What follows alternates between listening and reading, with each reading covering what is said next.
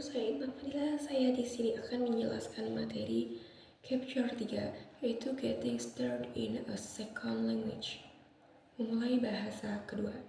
Nah, jadi bab ini itu menjelaskan tahapan perkembangan anak ketika mulai belajar bahasa kedua atau second language acquisition dalam konteks usia dini. Proses awal anak dalam memasuki bahasa kedua. Ketika anak dengan berbahasa pertama, home language, memasuki lingkungan yang menggunakan bahasa untuk menguasai bahasa berbeda, mereka yang jalur perkembangan baru untuk menguasai bahasa kedua. Nah, meskipun tiap anak berbeda, peneliti menemukan urutan perkembangan yang cukup konsisten terdiri dari 4 tahap baru. Yang pertama, menggunakan bahasa language pertama, home language IAS.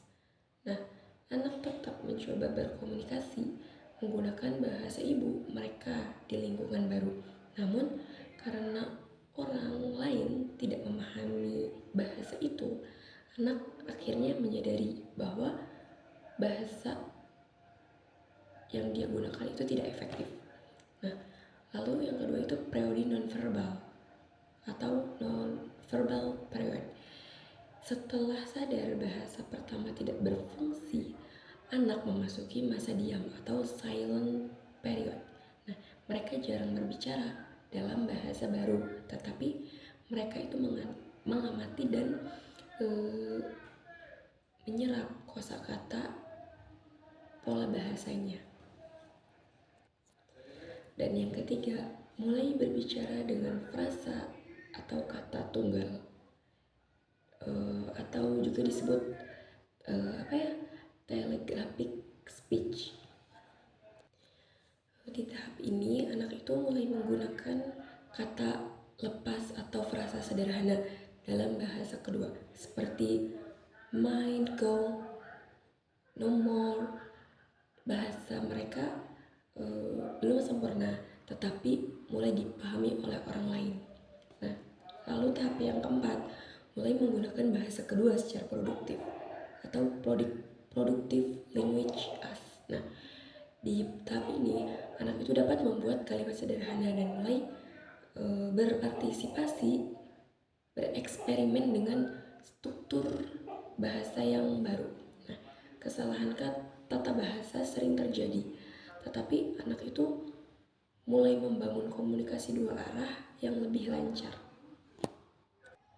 Lalu sebab yang kedua adalah nonverbal communication atau komunikasi nonverbal.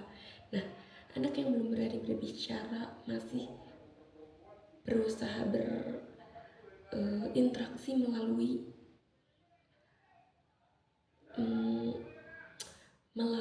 tindakan seperti menunjuk, menatap, atau meniru. Nah, komunikasi nonverbal ini membantu mereka tetap terlibat secara sosial walaupun belum bisa bicara dalam bahasa baru. Nah, guru dan teman sebaya memegang peran penting dalam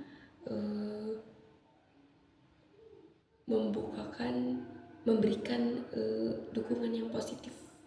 Nah, contohnya itu seperti seorang yang bernama Ling Ling menggunakan tatapan atau gerakan untuk meminta bantuan dari gurunya ketika bermain dengan anak lain.